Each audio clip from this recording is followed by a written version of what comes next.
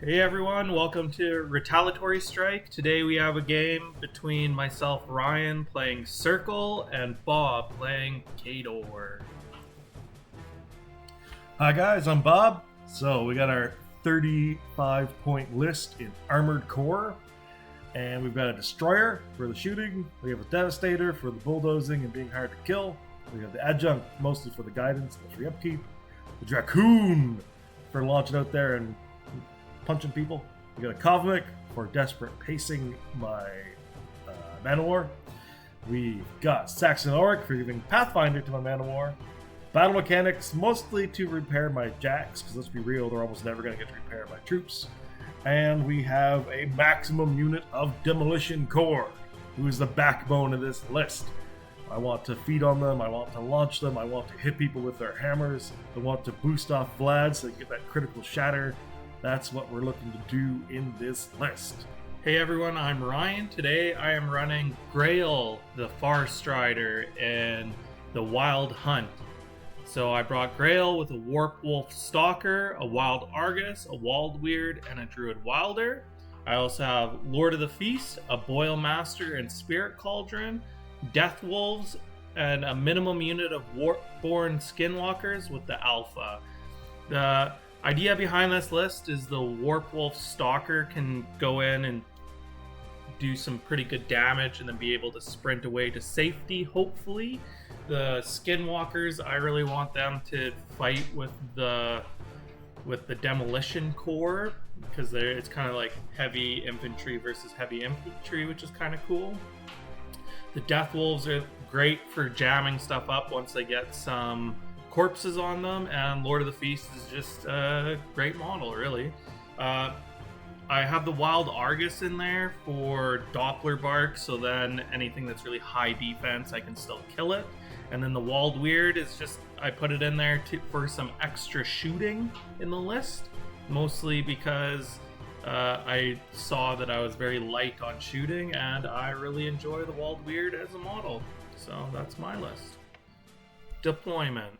So Bob won the roll-off and chose to go first. I picked this side so I didn't have to deal with the acid bath or the burning forest, and there's a trench and rubble there for my guys to get cover in.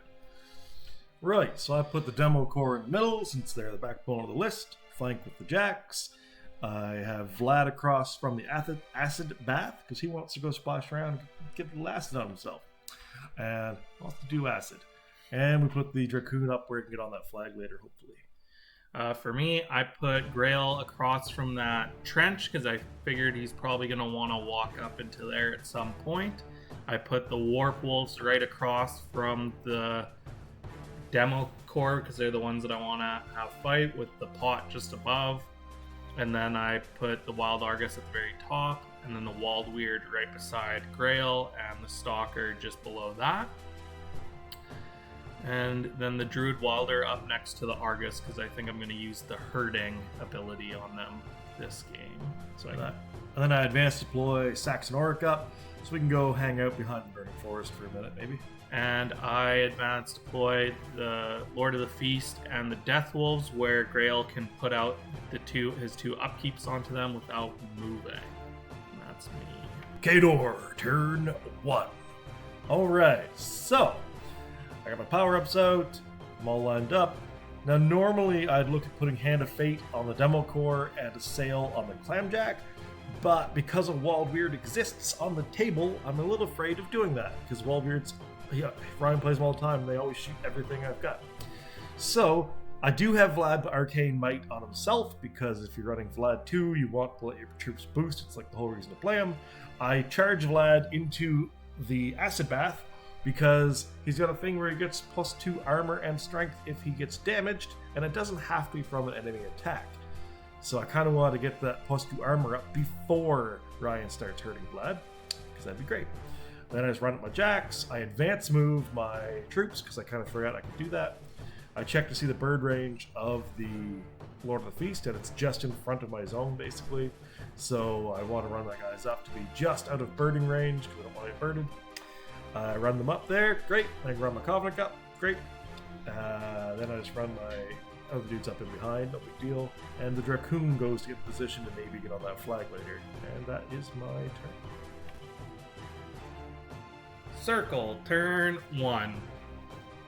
So I go with Grayle first, and I put up Storm Rager on Lord of the Feast and Death March on the Death Wolves, because I feel like Mat 9 on them is great, Mat 10 on Lord of the Feast is great. I then run the Death Wolves up, so I have 2 of them in the rubble, so then they have cover if they get shot at. And then I run the Skinwalkers, so 2 of them are in the trench there. I then move up the Gator Pot, get 1 corpse and give it to Lord of the Feast, who then runs over to flank on that side. I then rile and run the Weird, and I put them up into the trench, and here's where I ask what the threat range of the Demo Corps are. And with feet and everything, it's 14, so I decide maybe he doesn't run that far up. So he backs up, and then I rile and run the Stalker and stay out of there. So I have put most of my troops into the threat range of the Demo Corps, which is not great. It's great for me. Yeah. I then rile and run the Wild Argus to contest that flag. Khador, turn 2. Okay, so we can do a lot of work this turn.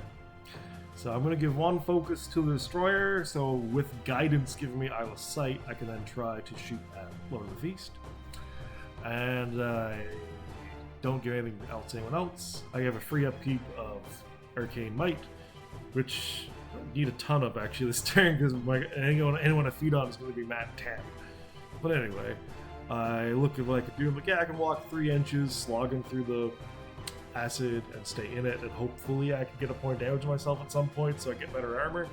Because, armor 16 is not terrible, but armor 18 is a hell of a lot better.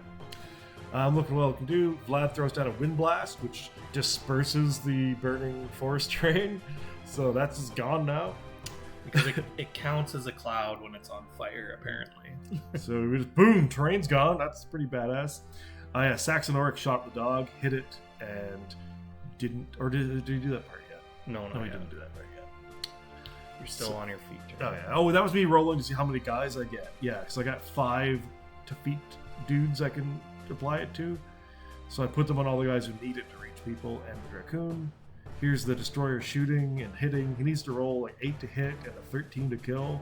And he does hit and kill Lord of the Feast. So if I'd rolled better than a 1 on corpses, Lord of the Feast would have survived. Because I killed him to the box.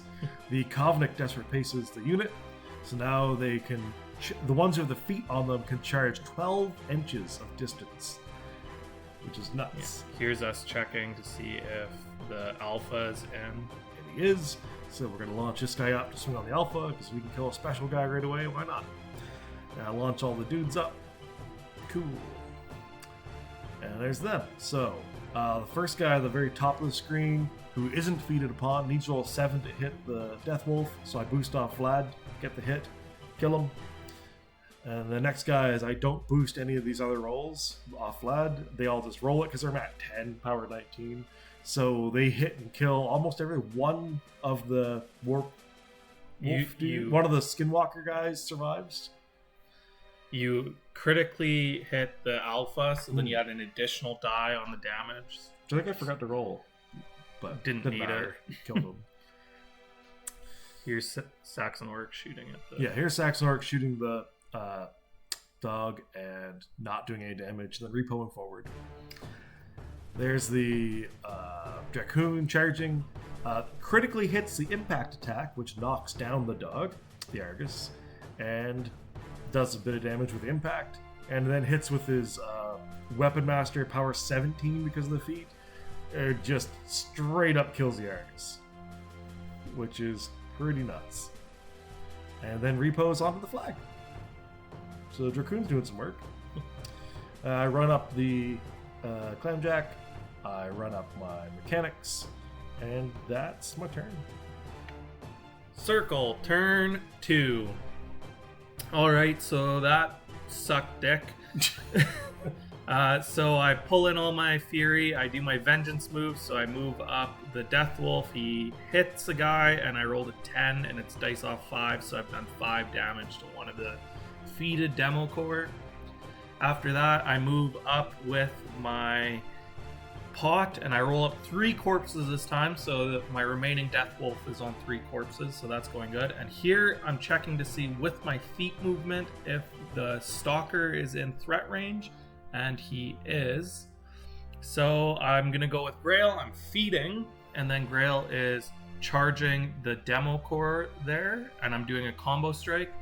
He's a 7, so he needs a 6 to hit, so I boost to hit, I hit, and I leave him on 2 boxes.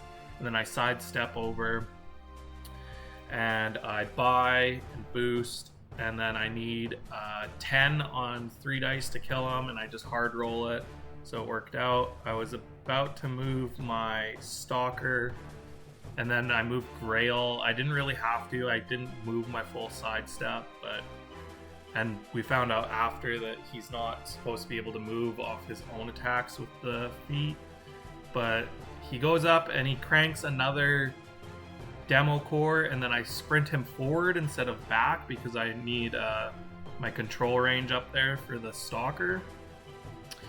So now I'm all in on this assassination run.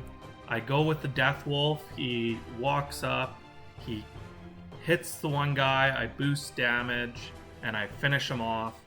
And then there I do my feet movement on the Stalker. And then I buy an attack onto the unfeeded guy. I boost damage because all I need is a 10, and I kill him. I overtake over, and then I do my feet movement on the weird. I buy an attack into the guy that was hurt by Grayle, and then I boost damage, and I'm about to do my feet movement, and here's where we remember that it's another model in the control area, so he just stays in the rubble and camps 1 corpse. After that, I am going with my Skinwalkers there to fight that Demo Core. But first I check, and I can walk around the back side to get within range with my Woldwyrd. So I'm just doing some. I think I do a couple points of damage to him, but nothing too exciting. I then move up the Wilder to engage and contest that flag. And here's where I move the Woldwyrd. I take a shot. I'm needing 9s to hit. But with Purgation, fairly likely, so I hit, and I blow up the damage real good there. Like I did 17, and it's dice off 4 before, so then he took like 8 points of damage. I missed my second attack, hit the third one, boosted damage, and I did a little bit more. I hate Purgation. I love Woldwyrds, are so good. So I go with the Warpwolf Stalker, put up Lightning Strike. Doesn't really matter, it's free. I Warp for Strength, I boost to hit. I'm needing 9s to hit. I hit, and I kill him. Afterthoughts. So, Circle is able to pull out a win again. So, I'm having a pretty good run with Circle lately. Yeah.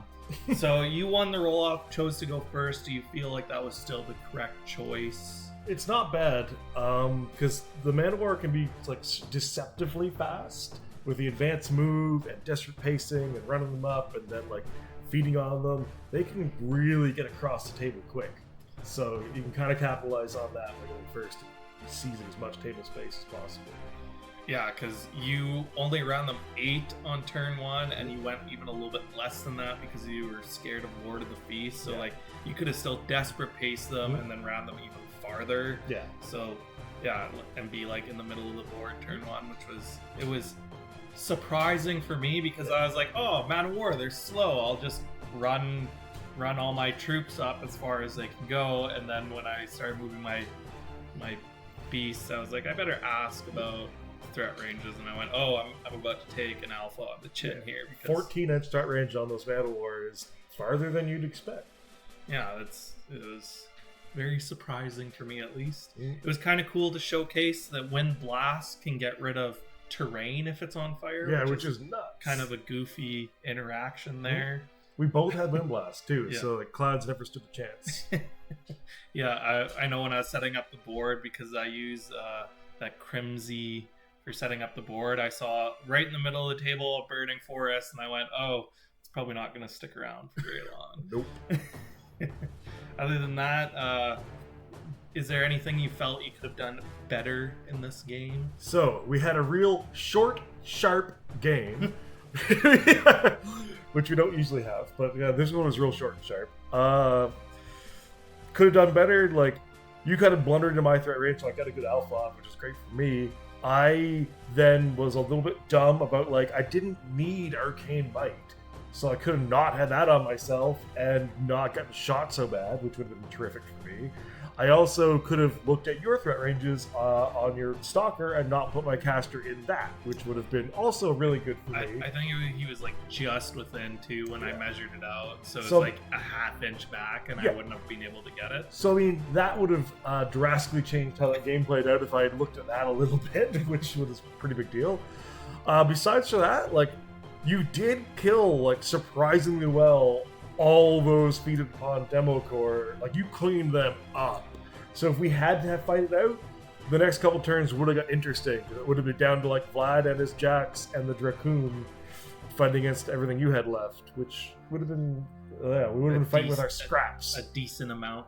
I know when I did Grayl's turn, I was like, it's assassination or nothing, and then I did Skull, the Death Wolf's turn, and then he cleaned up really good. Yeah, and surprisingly. I went, oh, I definitely could have stayed back and not gone for the assassination. Yeah, it wasn't really an all or nothing turn. You really could have come back. I could have, and like we looked at it afterwards, and I still could have sent the Stalker in and kept Grayle kind of like right in front of his objective, which isn't like the safest place, but it also a lot safer than right in front of all my shit. right in front of your Jack at least, and that. So I definitely could have played Grayle a lot differently, so it wasn't an all or nothing, because sometimes those boosted 9s don't come up. So yeah, you needed to hit 9s, which doesn't always happen. And so the Stalker could have failed to kill Vlad. Yeah, because I remember on the last roll there, I was like, and I need a 9 here, otherwise I lose because I have nothing else that can make attacks. So yeah, it was a good game though. Yeah, it was a fun game, and like sometimes they're short ones. So gotta showcase it can happen. Different things. So yeah. Other than that, do you have any other parting thoughts? Probably about how much you hate Woldwyrd. Yeah, that was gonna be my parting thought. Was like, man. Rat 6, rate of fire 3 on a speed 7?